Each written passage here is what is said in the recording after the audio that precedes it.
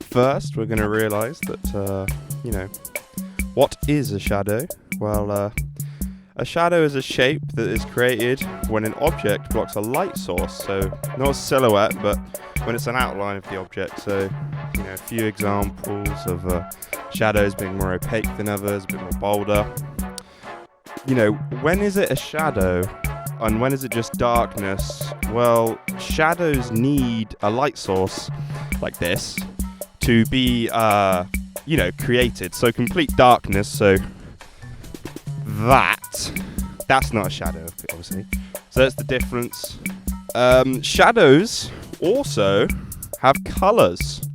So if the object cast in the shadow doesn't block the wavelength, then it will pass through. So, this video here kind of demonstrates how colours are created with shadows, and that realistically it's kind of just blocking out light, and if light doesn't get fully blocked out, then what happens?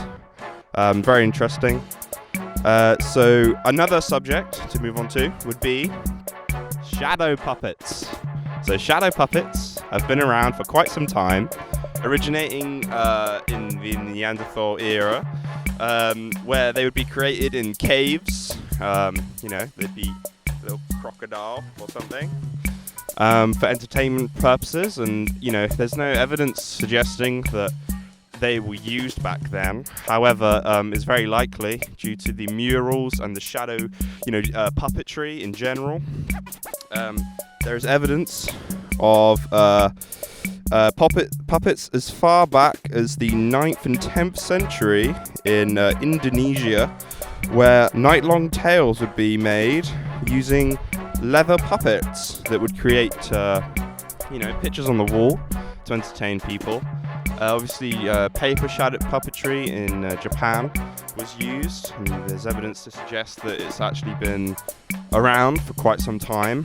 Now, when I was researching this video, I thought to myself that perhaps Neanderthals were scared of shadows, but it turns out that actually they had a larger cone of vision, and they would be able to see in the dark a lot better, so there's actually a higher chance that they were less scared, and that they actually kind of saw it, not necessarily how we see it today, which, because we've got a smaller cone of vision, which I found very interesting. So shadows are also used today, or quite some time ago as well, for sundials. So, measuring the time of the day based on the orientation of the sun and where the shadow lands. The interpretation of shadows. Great subject.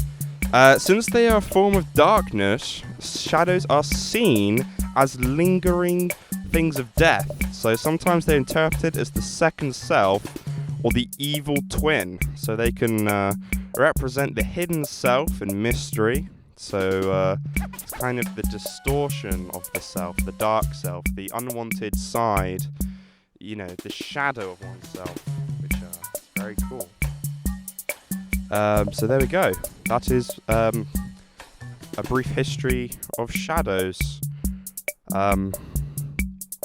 I forgot to talk about shadows in the modern day, but to be honest, they're quite boring, so I'm not going to do that.